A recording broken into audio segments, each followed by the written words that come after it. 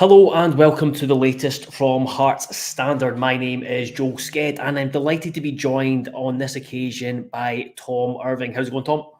Not bad. How you doing? Yes, not too bad. Not too bad. It's been an interesting week with various things going on. It's been busy. Go way down to Fleetwood tomorrow, so looking forward to that.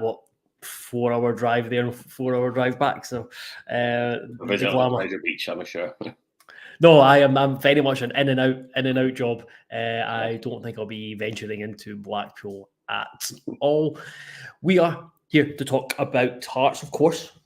Don't talk about anything else. We're going to talk about Aiden Denholm. We're going to talk about Lewis Neilson, who's been linked with a move away, and we'll touch on Hearts B as well. Their season gets underway this evening at home to East Stirlingshire as well.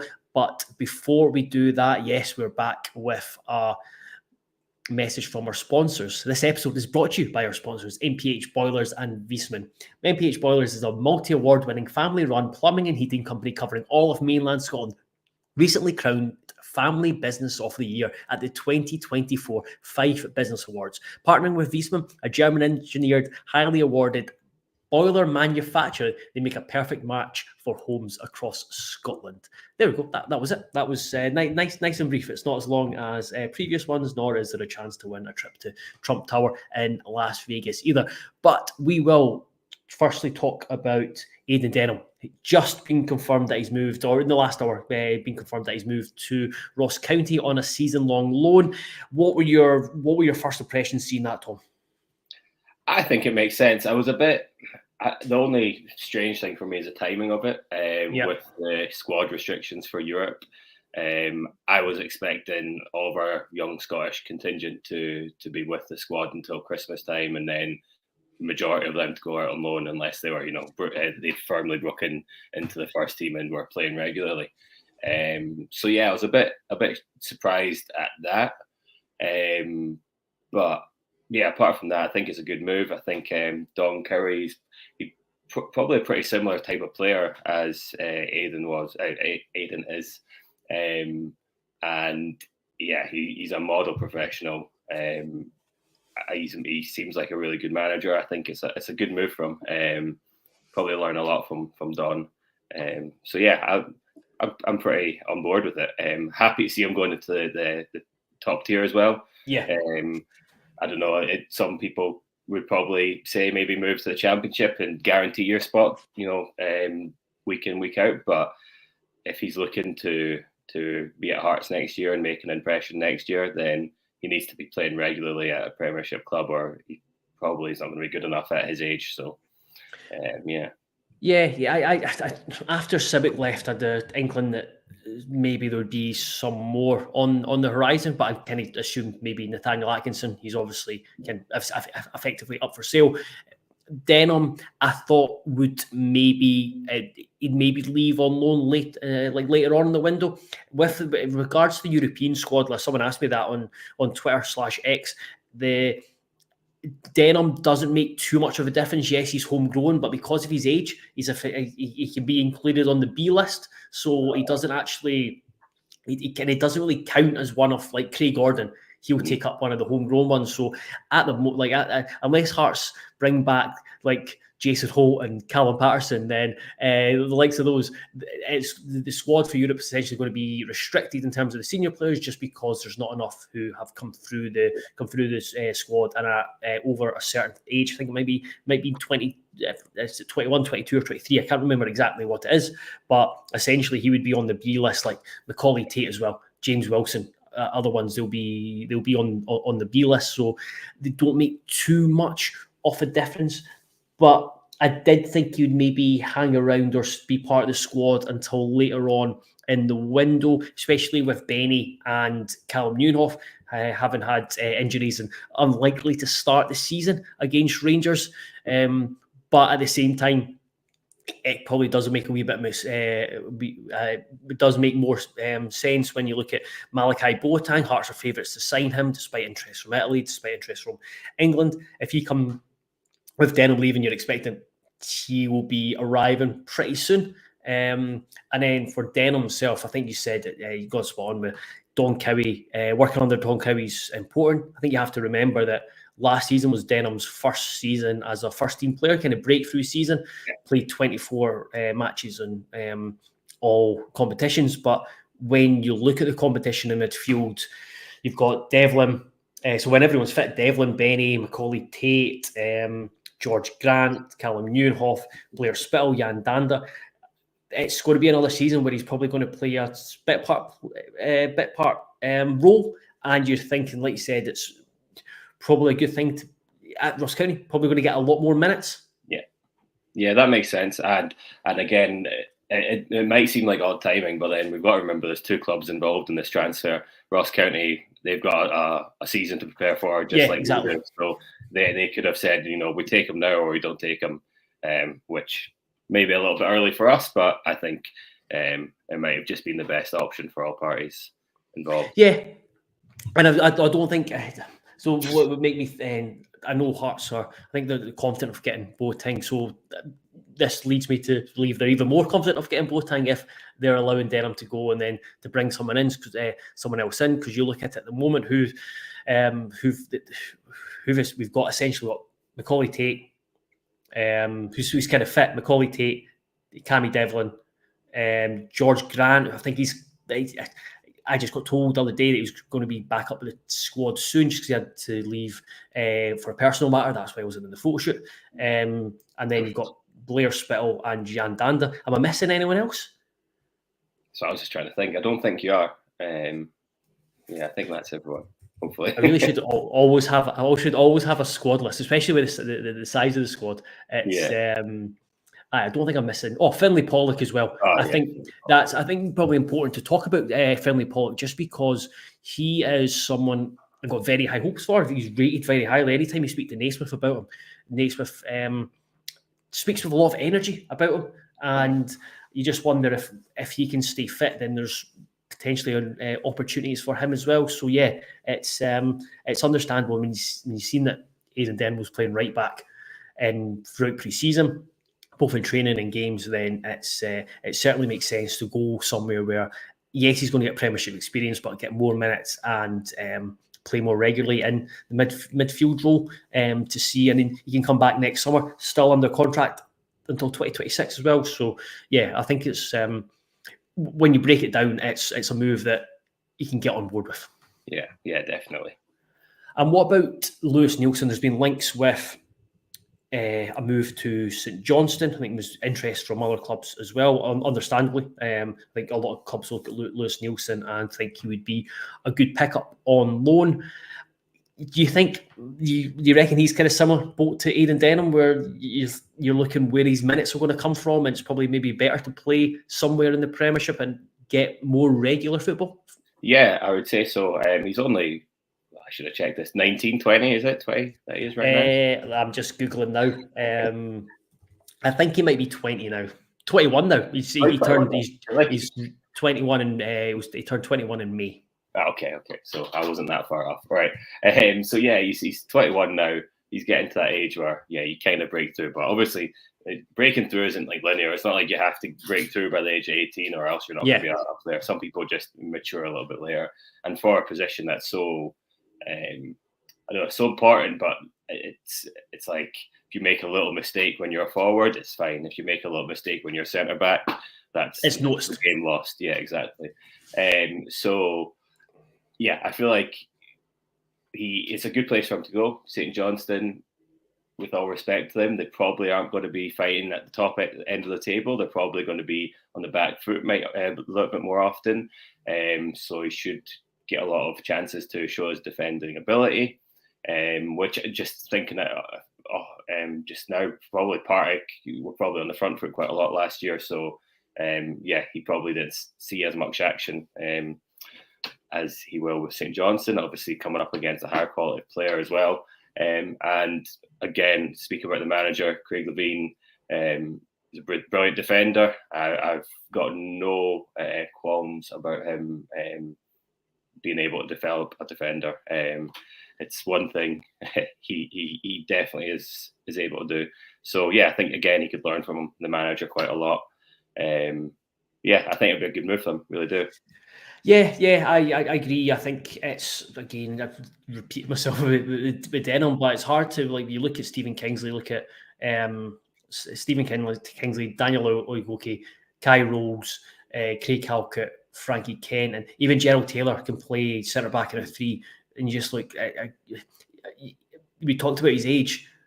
You just want him. He's at age now where he wants to play regularly, and having done so in the Championship last season, the natural step is to play in the Premiership this season. And make a very good point about Craig Levein. He's developed a lot of good centre backs over his time as a manager.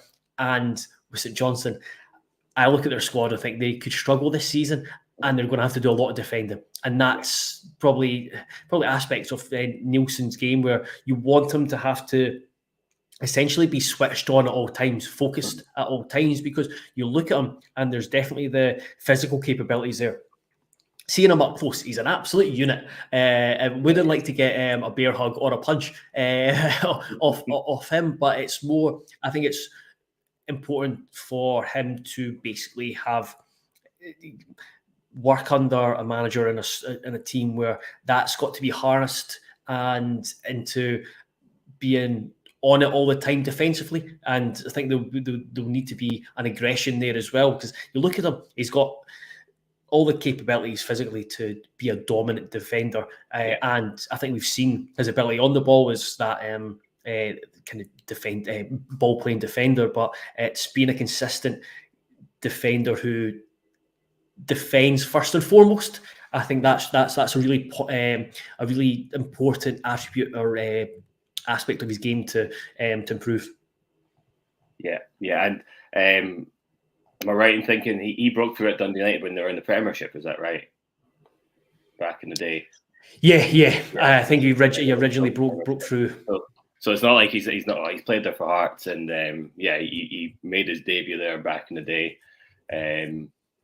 So it's not like he's not played at this level before. He just needs regular game time at this level, really. He's played 23 games in the Premiership, 36 in the Championship. So getting a full season, taking that 23 games up to what nearly, if he can get over 60 games in the Premiership, would be massive for his development. Again, one of the aspects of it, I wouldn't be surprised for a 6-month loan deal with the potential to come back during the season.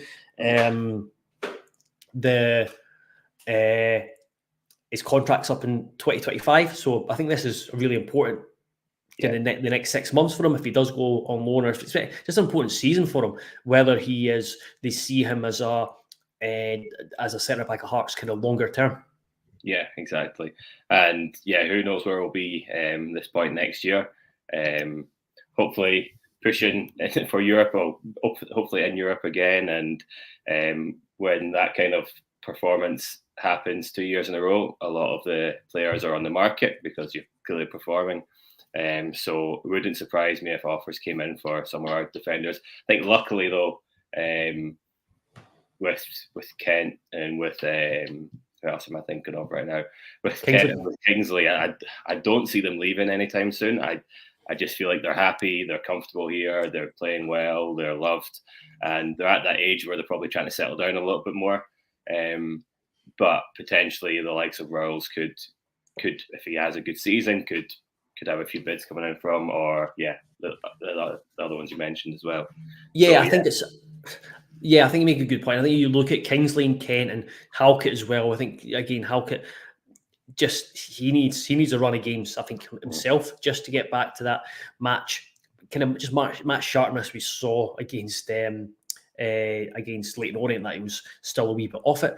Yeah. But these guys they're kind of just like your stalwarts, like they provide continuity. Yeah, they are there as part of like kind of the furniture of Hearts, and you can build around them. But Kai Rolls, I think if you look at him performing well in Europe, I think Europe suits his game more. And you're looking, if he has a good Europe 6 months in Europe, with his background as internationalist and his skill set, I think there could be a lot of European teams in for him. And then similar, Taylor and Oyegoke.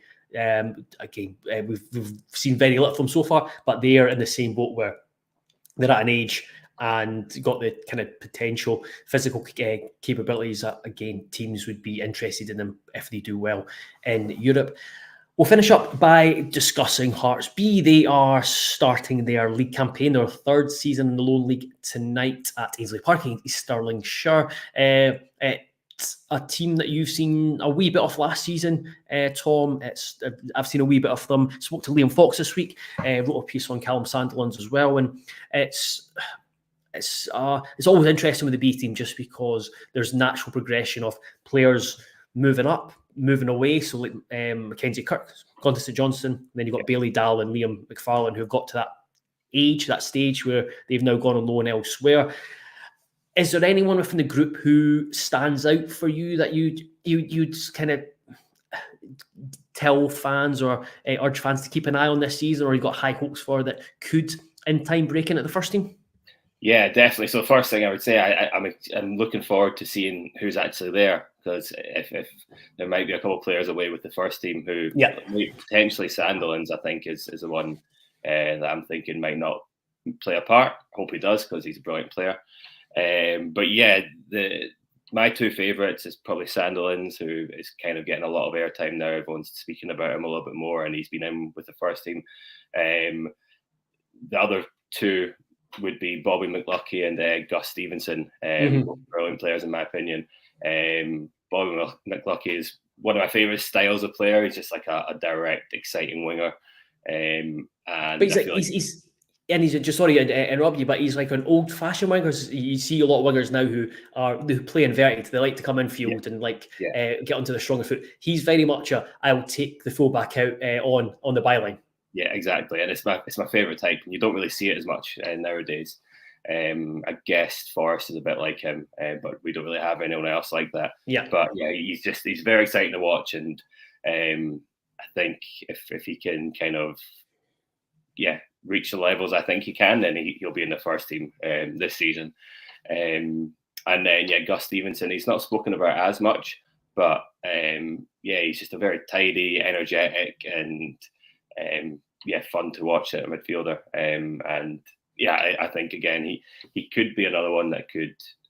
I think last season he's still pretty young, so I think this year he's now getting up to the kind of older age in the age group, and I think he's going to start coming into his own, and he'll be the next one people are talking about, I think. Yeah, I was impressed with him at the start of last season. I think we spoke about at one of the games we were at the start of last season. He's someone that, when speaking to Liam Fox, Fox has always kind of talked about the ladder, that there's a lot of fluidity between in the B team, from going from the B team to the 18s if you're young enough, and then from the B team, or even in the 18s to the B team to the first team, or dropping down from the first team. That there's always going to be that movement, kind of rewarding players who have been doing well in the 18s, for example, or needing to fill a gap.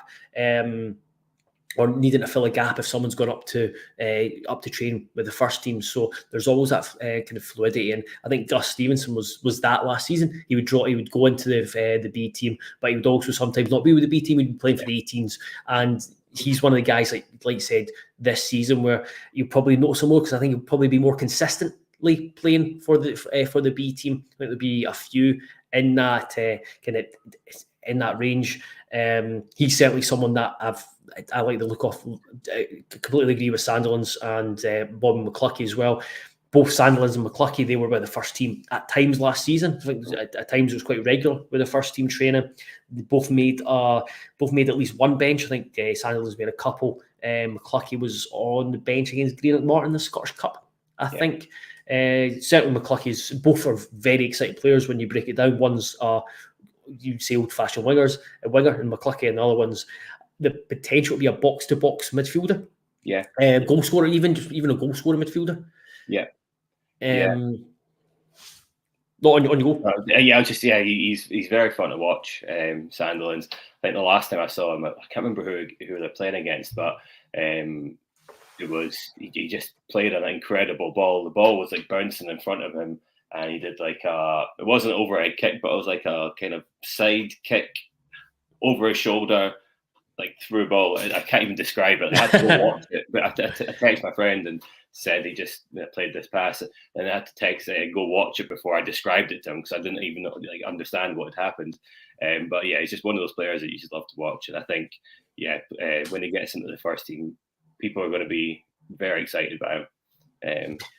Absolutely. I think I know, having spoken to Naismith and having spoken to folk around Hearts, that he is highly thought of, and he's someone that both Fox and Naismith like.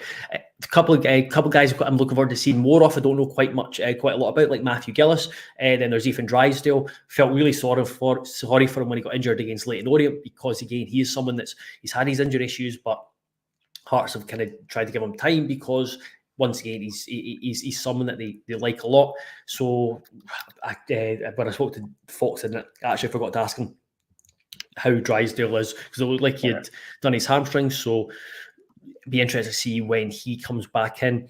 And looking forward to seeing a couple of the new boys as well. They brought in a couple of young boys from down south. Henry Lister as a left-sided defender, and there is Don Plank. That's the one I was just typing. I couldn't remember his name there. Don Plank, he came in from. He was at Dorking and stuff.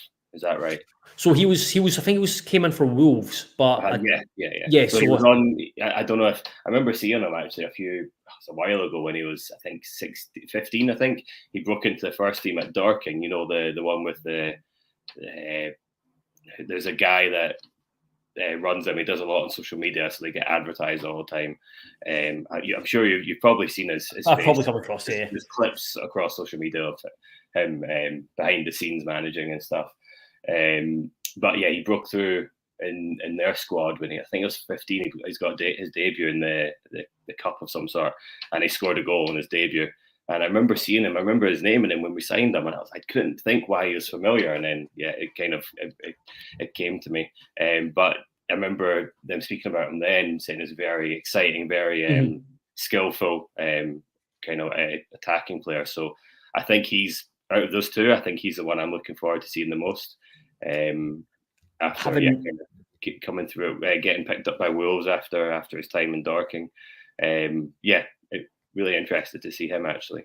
Yeah, I've heard good things about him in pre-season as well. So a winger, I think, just an exciting player. Both him and Lister, they came up on trial, having Hearts kind of knew about them. They played against Lister. They got kind of told about Plank, and they were able to get good information on, good footage on him to decide that he's worthwhile to pursue. So yeah, those two, and obviously Jamie McDonald as well. Very excited to see him. his signings caused a few comments from elsewhere in the Lowland League, but as Fox said, that there's method behind it, because they've got two keepers that are 16 and 15. They don't want to just expose them straight to the Lowland League.